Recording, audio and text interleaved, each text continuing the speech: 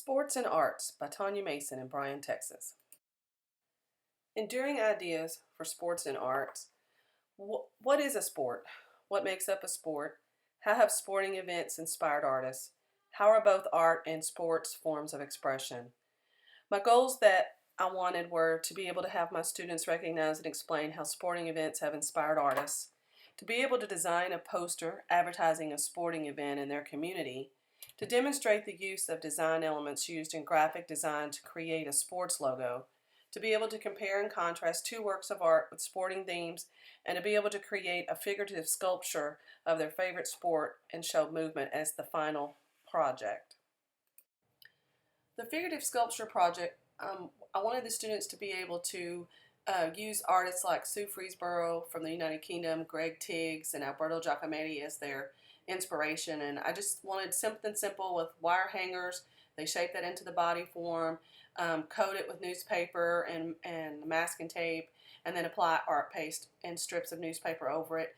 And then after it dries, to paint it with acrylic brown paint using an antiquing finish, and make sure that it's showing movement while they worked.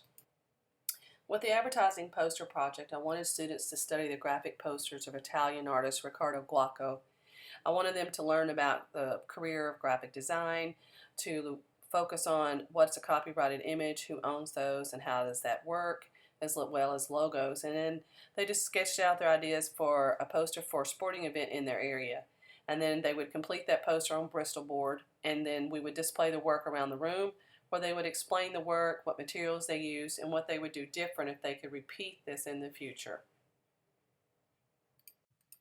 I obtained permission for all of my images from each artist. They're for educational purposes only. I chose Sue Freesborough from Waterlooville, the United Kingdom, for her fencing because of the movement, and I liked the texture and that it was a different type of sport to expose my students to. Riccardo Guacco with his posters that are reminiscent of the 1930s with influences by Picasso and Ferringer, classic work by Auguste Renoir, and as well as American artist Randall J. Henry, because of the type of colors and imagery that he put in with his lines and patterns for his paintings.